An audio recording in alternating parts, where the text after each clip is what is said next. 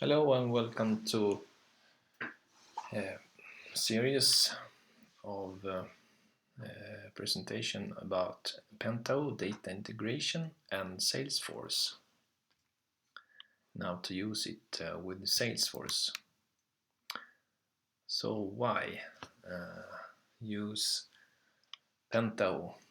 Yeah, sometimes it's not obvious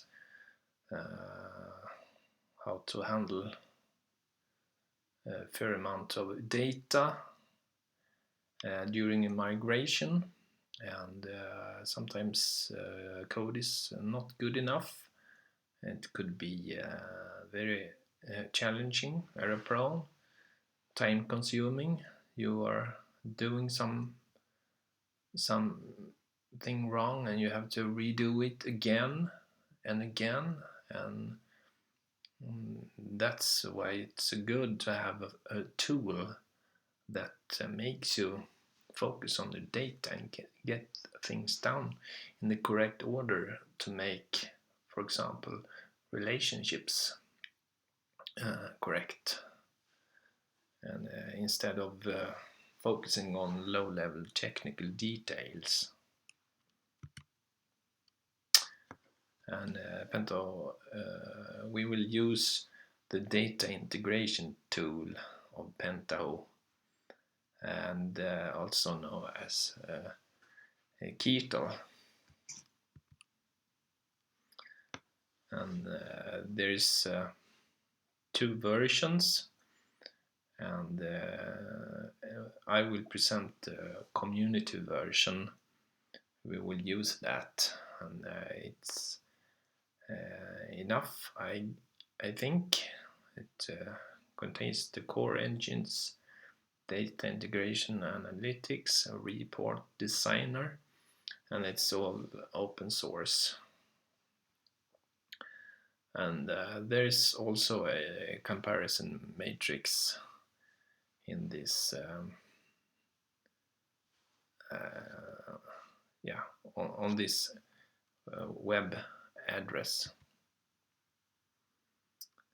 And this is the data integration, which delivers extraction, transformation, and loading capabilities, ETL, using data-driven approach and a user interface which is very intuitive and easy to learn.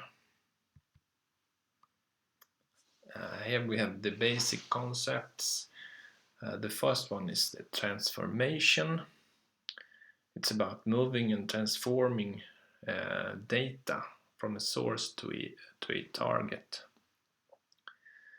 It could be databases, files, web services, and so on.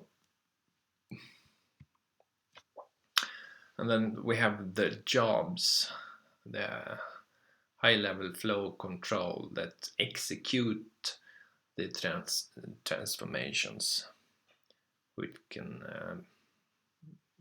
could be sending mails on failure or transferring files via FTP, etc. And we have the pros and cons. The pros is the community edition is free, intuitive.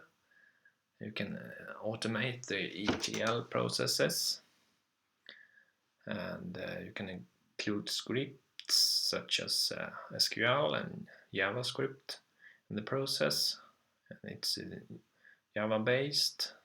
It's a lot of JDBC drivers and lots of built-in functionality, mail sending, FTP, web services, scripting, database utilities.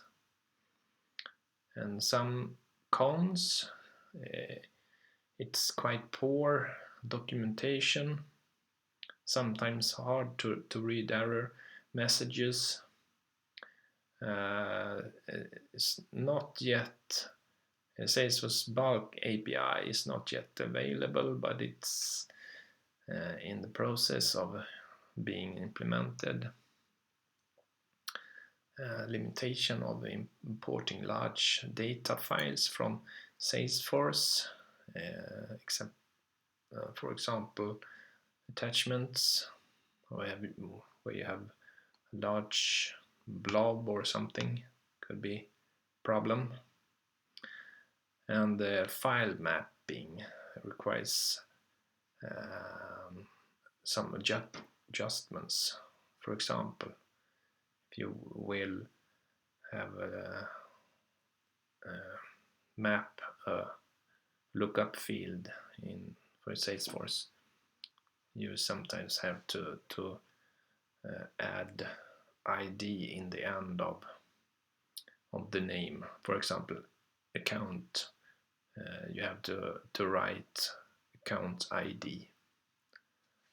But in the series I will show that. And the use cases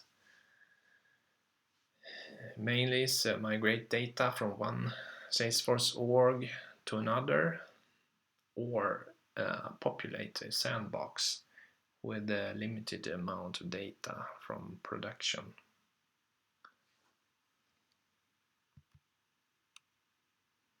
And here are some resources, some documentation and getting started, and also a tutorial.